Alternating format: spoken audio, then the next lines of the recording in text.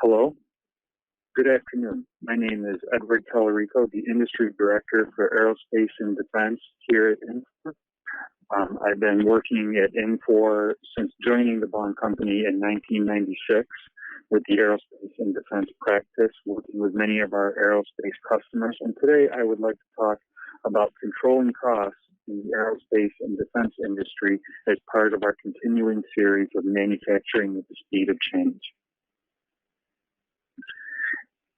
For today's discussion, I'll go through a brief introduction and then proceed with the business drivers behind controlling costs within aerospace and defense, the key IT initiatives to controlling costs within aerospace and defense, and then provide some closing remarks on this topic before wrapping up this webinar today. As I said briefly, my name is Edward Talerico. I am the Industry Director for Aerospace and Defense at Infor. I joined Infor in 1996 under the Bond Company. I had spent a number of months out in Seattle with some of our largest aerospace and defense customers like Boeing. I've worked with almost all of them since Infor has acquired the company. Prior to joining Infor, I worked at the Lockheed Martin Corporation, where I implemented MRP2 systems at many of their aerospace and defense divisions until the last few years I was there, of the 10 years that I was there, when I was selecting ERP solutions. At that time, I became exposed to many of the industry trends and ideas behind selecting or implementing an enterprise solution in an aerospace and defense company, and I transitioned those skills to working with Infor in our aerospace and defense practice. Now, I'd like to discuss some of the business drivers behind controlling costs. As you can see from this slide, the aerospace and defense industry is one that is in significant transformation. We can see on the left that defense spending in the U.S. is being reduced. Over the next 5 years, they're looking at a 10% reduction per year of the U.S. defense spending in our budget. The physical cliff and what's going on with the overall U.S. budget makes it an easy target since we spend so much money. 50 to 80% of the product value comes from the complex supply chain to satisfy these products. So this reduction in defense spending will have a very large impact on many companies in the U.S. and around the world that supply components and assemblies to the original equipment manufacturers who deliver articles of defense to the U.S. DoD and associated organizations. There's also a movement to increase the operating margin on aerospace and defense companies, and that will force a continuing drive to reduce overall cost. For commercial aircraft, the aerospace demand for commercial small body aircraft continues to increase and has now exceeded 660 billion. The increase for passenger aircraft in companies like China is one of the reasons that this continual growth for commercial aircraft continues to grow. But while that growth continues, the effort to reduce the overall product cost to remain competitive is just like it is in the defense area. So even though there's an increase for small commercial aircraft or other commercial aerospace products, there's a continuing demand to reduce the product cost to deliver those products to their customers. In aerospace and defense, there has continually been an effort to reduce the overall lead time to deliver the products that are ordered by the customers of aerospace and defense contractors. To order a commercial aircraft can take up to 18 months.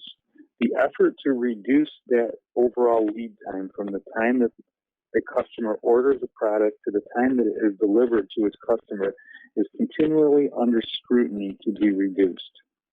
And the aerospace and defense company as a whole has been reluctant to implement new technologies. That has to change in the future. It takes a great deal of time, like an average of 10 years, to introduce new innovation into the development of new products, and that is expected to increase in order to reduce the lead time to deliver. The current workforce in the aerospace and defense industry is one that's been changing because the aging workforce that is currently in place will be retiring. So that workforce needs to be replaced. The baby boomers that currently fill the roles within aerospace and defense companies will be retiring, and their replacement workforce has a much larger expectation on computer systems and the computer usage experience that they expect from systems. As well as the changes that are occurring with defense spending, while commercial aerospace products demand continues to increase, there's also an increase for overall maintenance, repair, and overhaul operations to maintain or refurbish articles of defense or those that are currently being used for commercial air travel. Fuel efficiencies, to be able to install systems that can use fuel more efficiently, is one driving reason. For some commercial aircrafts, they're attempting to install new seating configurations that will allow them to increase the capacity to fly within one flight. Also, one of the items is the installation of new audiovisual equipment and technologies so that the experience that people have when they're flying is better, and to have the availability of things like wireless internet so that it can work on the plane.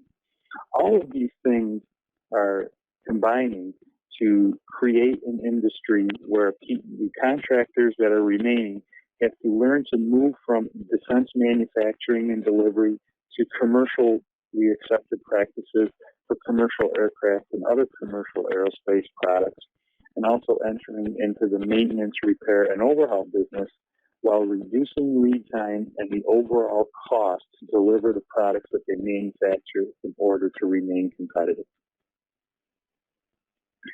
The challenges to aerospace and defense contractors are both on the top and the bottom line.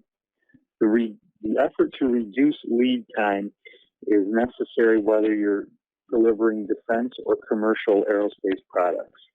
Fixed price contracts are not as available as they once were for defense contractors. Because of that, they must learn to operate like a commercial enterprise with commercially accepted practices where their contracts are not dependent on what they spend, but rather on what they quote. The reduction of defense spending will affect the supply chain both domestically in the U.S. and around the world. It's actually allowed some contractors that were once only focused on defense contracting to look across the ocean to internationalize their organization. The U.S. government has allowed them to bid on contracts internationally that previously wouldn't be allowed. And also, the supply chain reaches around the world. An example would be the 787 Dreamliner, where the supply chain is around the world to deliver major assemblies to assemble and deliver the 787 Dreamliner at Boeing. The supply chain is under great scrutiny within aerospace and defense. There's a need for greater visibility if they're looking at reducing lead time and cost. The original equipment manufacturers have to be able to depend upon the schedule and cost of those items within their supply chain from their suppliers in order to achieve these goals. The complex configurations make it significantly harder to be able to interchange parts, so they need the visibility to the suppliers so that they can understand their delivery so that they can reduce the lead time to their customers. The global supply chain is now in place, and people have to consider the global capabilities to supply components and assemblies for aerospace and defense products. This means that you can no longer work just within your own country, and this creates complexity. So the management of the supply chain, whether you're dealing with defense or commercial articles now, must be done with a singular business process. The flow down of quality clauses, contractual obligations, etc., are needed so that the suppliers can understand and those customers or original equipment manufacturers can depend upon the availability of the components that they receive. For a long time within the aerospace and defense industry, there has been talk of the reduction of compliance regulations. The Defense Contract Audit Agency material management accounting standards have not gone away. As a matter of fact, they've only increased with the introduction of the International Trade and Arms Regulations. Wide area workflow, or the ability to electronically accept and submit billing information for defense contracts, is now in place. The import and export controls of items crossing borders is only grown for all electrical items or items used in defense work, and the earned value management systems that need to be in place and the defense federal acquisition regulations have not gone away. There's actually been the introduction of new regulations like performance-based logistics, where customers are expecting their suppliers to be paid based upon the availability of items rather than just the delivery of them. So even though there's an effort to reduce the lead time and the overall cost of items in aerospace and defense that contractors deliver, there's no reduction in the compliance regulations, and I actually see an increase in the number of compliance regulations that are being installed. What does this mean for the technology used to manage these enterprises? Well, aerospace and defense companies have often been known as laggards. They have fragmented information technology organizations that operate in silos that were not well integrated. They did not readily accept or implement commercially available solutions as they became available. The new workforce being employed within aerospace and defense to replace the aging, retiring workforce demands the use of new technology and a consumer-grade user experience that legacy systems cannot offer. Also, and from a technology perspective, the ability to collaborate throughout the supply chain, to share information, to both send and receive information with suppliers is absolutely necessary if aerospace and defense contractors are going to reduce the lead time and the cost that is inherent within the complex and deep supply chain that they have. So the business drivers that are currently in place is that aerospace and defense contractors, due to the competitive nature of their business, still have to protect a large amount of sensitive data. Even though they're competing internationally and even though they're entering in commercial areas of business, the information for defense articles or their own internal intellectual property must be protected and not shared globally like some other businesses do. They still have to adhere to the compliance regulations that are in place for the organizations that have oversight and that they satisfy with the products they deliver. And they have to be aware of what IT initiatives mean with regards to these compliance regulations. It's not as easy for aerospace and defense companies to move towards cloud computing, shared computing, and to be able to take advantage of internet collaboration because of the compliance regulations that they must adhere to. So there's the need to reduce costs to maintain the existing systems or to look towards new technology to be implemented to reduce that cost. Either way, their IT budgets are going to shrink. They're not going to expand. So there's a paradigm shift that while they want to adopt new technologies, that they have to reduce the overall IT cost of managing their business. And then there is the increased flexibility of systems used in the enterprise. Within aerospace and defense companies today, they say that their feet are stuck in cement very often. The business practices that they have in place cannot be changed, or it is very difficult for them to make changes in the way that they're going to do business.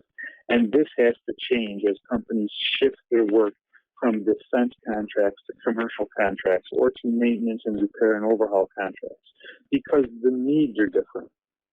So the business practices that they employ have to be very flexible. They have to be continuous and be able to be introduced in multiple organizations simultaneously.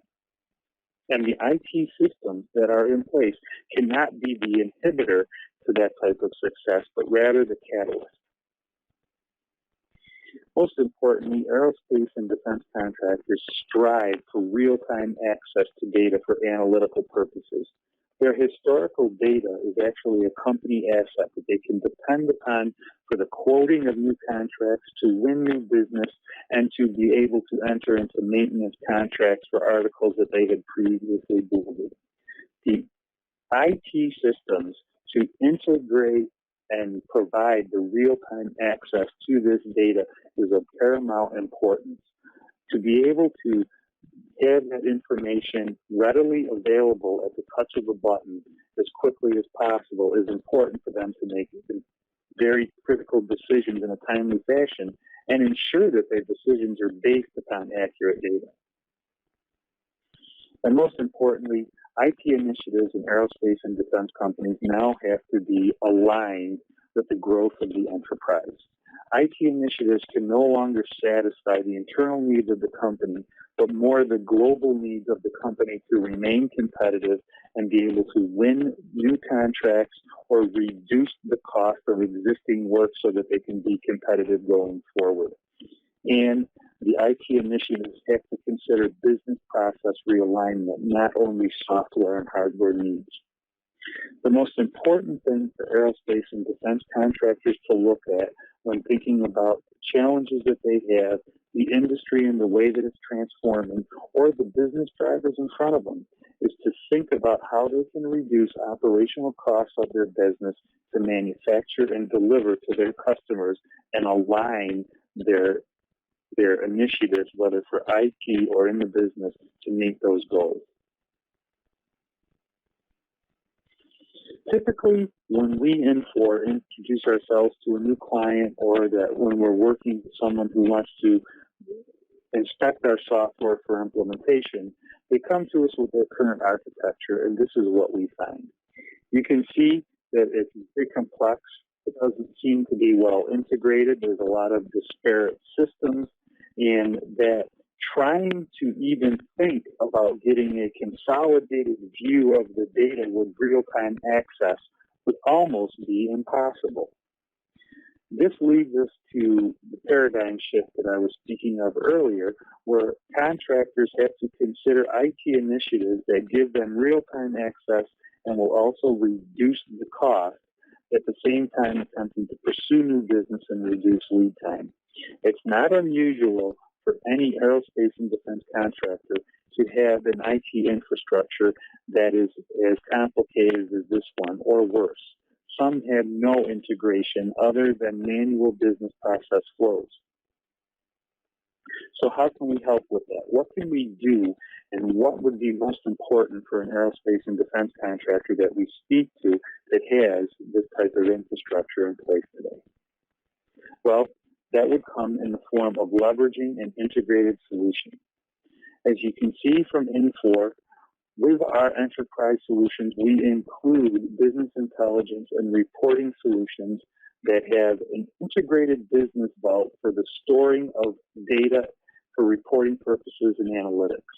We have integration tools like ION, or the Infor Open Network, to assist in the integration of those solutions. And most importantly, our business vault allows people or customers to store information in one consolidated view, whether it comes from our ERP or from other systems in place, so they have one data warehouse for access and real-time views for decision-making. The Infor 10 reporting, operational reporting, and business vault is a solution that is available to be able to report against the business vault from data that comes from our ERP or other solutions. There's also included with business analytics that have cubes to slice and dice and dashboards for quick access. So the integration of the disparate solution that I had previously shown, or the ability to integrate the data access layer so that you have real-time data for decision-making, is all included within the Infor solution that we are delivering today for aerospace and defense. This solution not only provides integrated data access, but is a total program management solution from bid and proposal to aftermarket services, including product development, production, and delivery of aerospace and defense articles to satisfy an A&D contractor in a complete contract lifecycle. From the time that they are awarded a contract, from when they produce an item, to where they may have maintenance, repair, and overhaul contracts, the Infor Aerospace and Defense solution provides overall project and program management to be able to manage all of these various business functions in one integrated solution and provide that real-time data access with all of the industry capabilities unique for the aerospace and defense industry built in, so that customization of our solution is not required to meet industry-specific unique requirements. This is a view of the solution map for our aerospace and defense solution.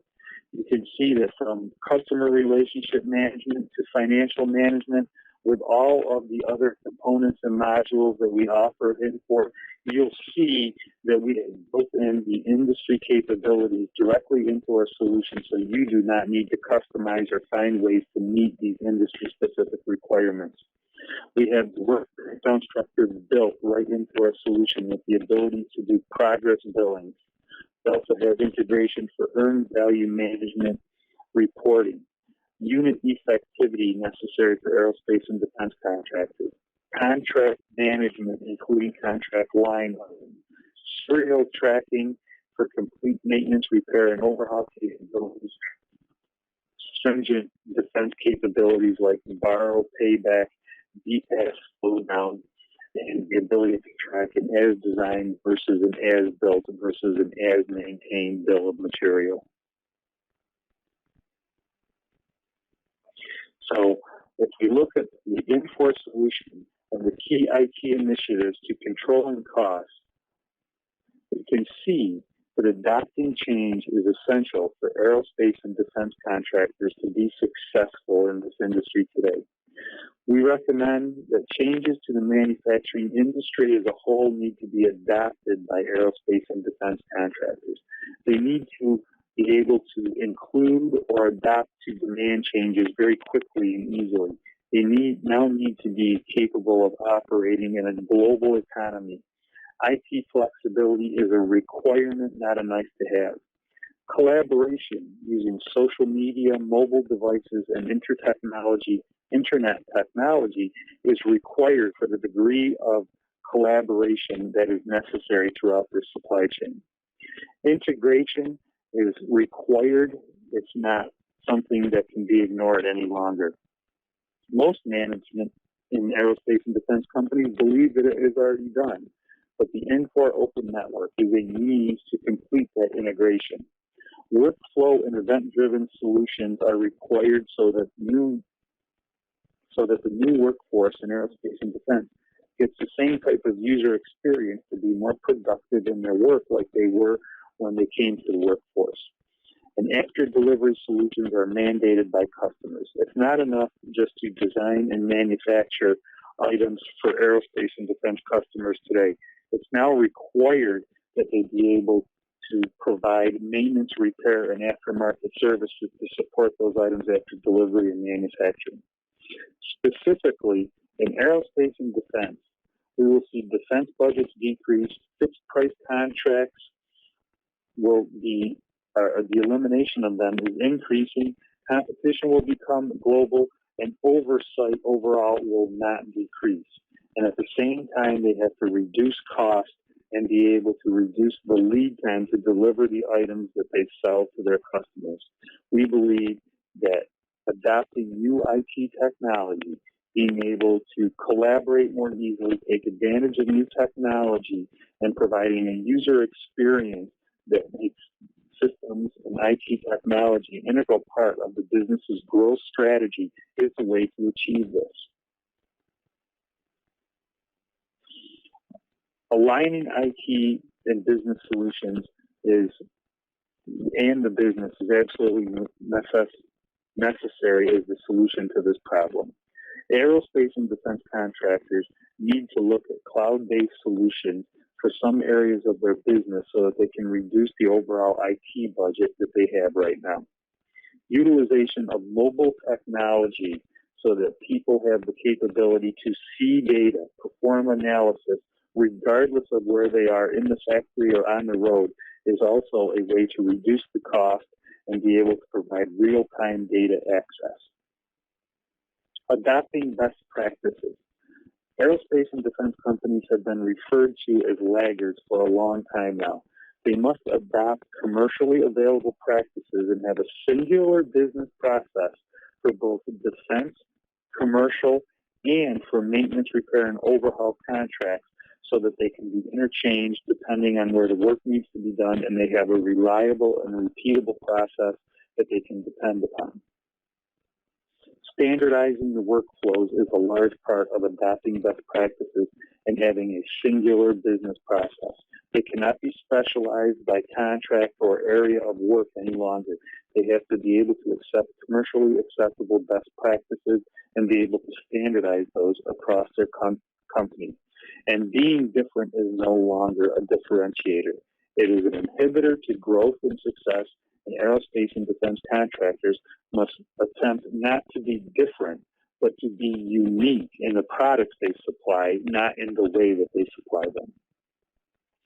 And most importantly, if you're going to include a singular business process for both commercial and defense contracts, you must be able to take advantage of the integration available in ERP solutions and IT technology like Infor, Aerospace and Defense, to peg demand to its contract of origin so that you know what you're working on and you can share the contract clauses and flow down characteristics throughout the supply chain and within your organization. Lastly, using data for analytical purposes is an enterprise asset. Think of it almost as intellectual property. The use of existing data for analytical purposes, whether it's quoting new business or making decisions on how to proceed forward, is an important part of any aerospace and defense company. And having real-time access to that data layer and being able to depend upon the results that you ask for is extremely important. In closing, I would like to say that we believe that IT solutions will reduce cost. Reduction of cost is probably the most important element or the most important challenge facing aerospace and defense contractors today. Being able to reduce cost and therefore reduce overall lead time will make them more competitive and allow them to be able to grow their business and be able to be more successful in the new economy. Thank you very much for your time. If there are any questions or anything that you would like to discuss in aerospace and defense or about Infor, please contact me. My name is Edward Talerico. My email address is edward@talerico@infor.com, and I'd like to thank you very much for your time.